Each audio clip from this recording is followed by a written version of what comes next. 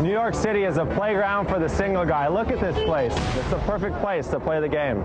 I don't see anything wrong with sleeping with girls that I have no long-term interest in. I'm more selective about whom I have dinner with than whom I have sex with. On a good week, I'm probably having 10, 15 dates. I've slept with 130, 132 women. I've had sex in New York City cab, and the guy reached back and touched her, because they're getting their jollies off too.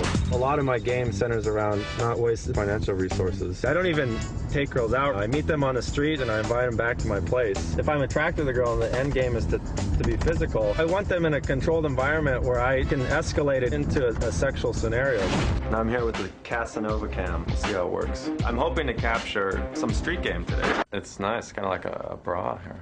My main goal today is to meet a dozen upwards women, get their phone numbers. Well, being a good player is you just got to get into the vibe. I'm almost 6'1". I've got like a swimmer's build. I'm happy with my looks and my physique. I'm healthy. I always keep a little bit of scruff.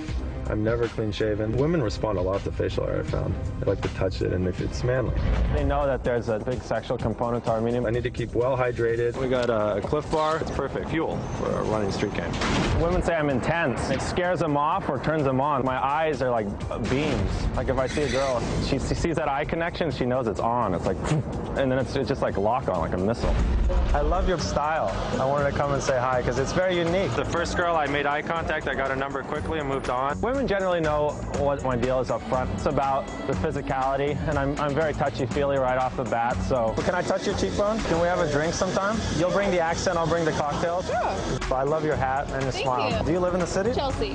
Chelsea. How about a drink sometime? Yes. Boom. I'm Nice Paul. to meet you. Big hug. The big key there is to enter with confidence, keep it light and playful, get the contact information, and then get out of the situation. And I effectively did that. My mojo is pretty good. I got 3 or 4 numbers in about 25 minutes, 30 minutes. 2 girls texted me, so we have plans for tonight. Not bad. So it looks like it's on. Okay. All right. So your theory is get in, get the numbers, and get out. It's not a theory, it works. Yeah. So that you've got a spreadsheet? I do. Okay. And so how many women are you? 132. Okay. Fewer for other stuff. Do you like women? I do, yeah. This was a quote you gave in an interview that I read. You said, she may look fit, sexy, and sophisticated, but after she's naked with mascara running down her face and she's trying to stuff her thighs into a pair of too small jeans at 2 a.m., you realize she's just another person trying to get by. I wrote that, yes. Yeah. So, and what exactly is offensive about that? In that statement, I'm basically saying men and women are equal. We're all just trying to get by in this world, and don't, as a man who's trying to learn a little game, don't put a woman on a pedestal and think she's untouchable. Everyone has their own foibles, everyone has their own hang-ups, and I think a lot of men's insecurity is that they elevate the woman so much that they have fear of approach.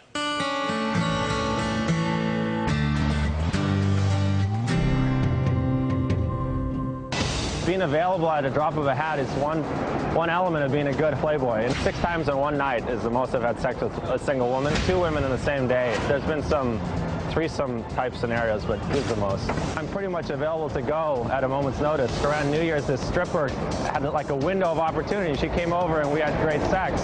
It wouldn't have happened if I had other obligations.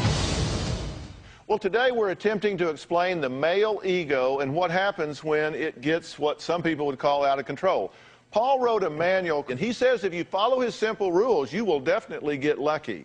Now, he has a definite technique here. Have you been working her during the break? Because I noticed you're big on eye contact, leaning in, touching. Right. And I noticed you did all of those things.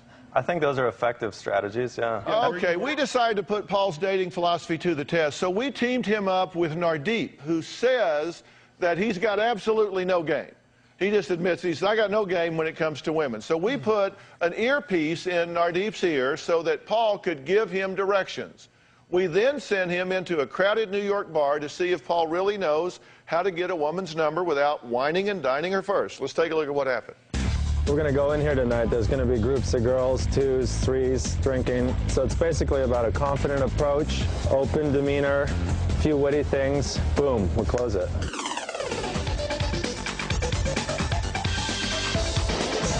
Weighing in at 140 pounds at 5'10" is Nardeep, ready to go down into the lion's den, I guess, with my coach Paul back there, and we'll see how his tips work out. Hoping for the best.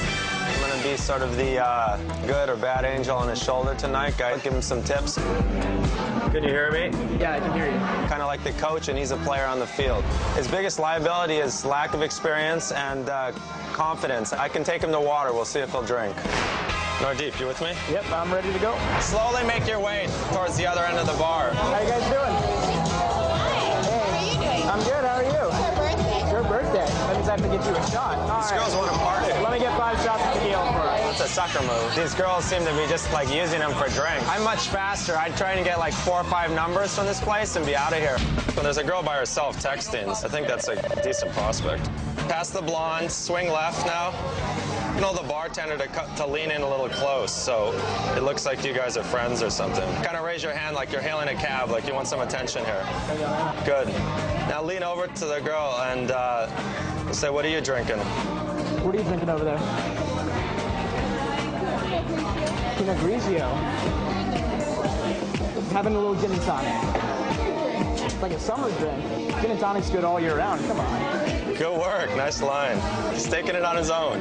Ask her what her name is. What's your name? My name? Nardeep. Nardeep? Yep, yours? This is my friend Lynn. Hey, Lynn. Hi, Nice to meet you. Nardeep's biggest challenge with these 2 women, the first one has shown not too much interest. She's pawned him off to the second. Now that he has a logistic problem, I'd say cut and run. He seems to be doing pretty well, but the conversation's kind of flattened out. The hard thing about the bar scene is like you engage somebody and then you're locked in for 10 or 15 minutes. That's why I do the street game. There's no, you're in and you're out. You're doing well. I like your body language, your positioning. Come on, now leave her, come around to the friend, the other side. Tap the friend on the shoulder and get the friend's attention. So what are you drinking? Epsom citron and seltzer. Nice drink. Improvising. He's doing well. He can improvise. He's clever on his feet. These women are low energy, so they're not really good. So maybe spend another minute here and then move him on. Tell her that you might be meeting some friends and might have to leave pretty quickly, so can we exchange information? I'd like to take your number. I'm supposed to be meeting some friends later, so I might have to jet out of here, but if you'd like, I'd love to meet up with you later. You want to exchange phone numbers? Oh, sure. To be honest, I'll probably go home after this. Hey, come on, you're saying that now, but you don't know how the night's going to turn out. Yeah, I like Got a it. couple of drinks in you want to have... Don't push it. Don't push it. Just get the number. Get the number. Just get the number. Numbers, and we'll see where the night takes. Okay. All right? Well done. The trick to getting in New York City is to meet a woman quickly, maintain the intrigue, and get her back to your apartment. It's a controlled environment, and then it's basically escalating the situation until she and I are sexualized and she's somewhat nude, and from there it's biology. From a scale of 1 to 10, I think he's in the 6, 7 range. Come up, Nardeep. You did a good job. We're done here. Hey, good job. You've got 4 girls dancing around. This one's cute. Yeah. Nardeep. He got his stars today. I'm very proud. Okay, well, we put it to the test because Paul's written a 17-page manual called How to Get, well, I can't even say for air, in New York City. So we put it to the test with Nardeep because you say you got no game. No game whatsoever. Okay, did it work? Yeah. I mean, it gave me the confidence to go up to, these girls in a situation where I would normally be very intimidated and was able to talk to them. Yeah, so he said he was proud of you at the end. Were you proud of yourself? I was proud of myself in the fact that I was able to talk to them. I mean, the club scene in New York is very difficult to talk to someone, especially when, there's groups of girls and you find someone attractive.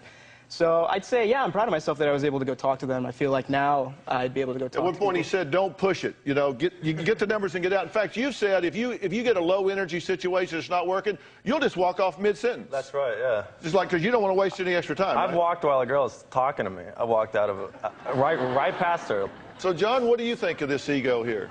I think I'm running my game in Atlanta, and I say more power to him.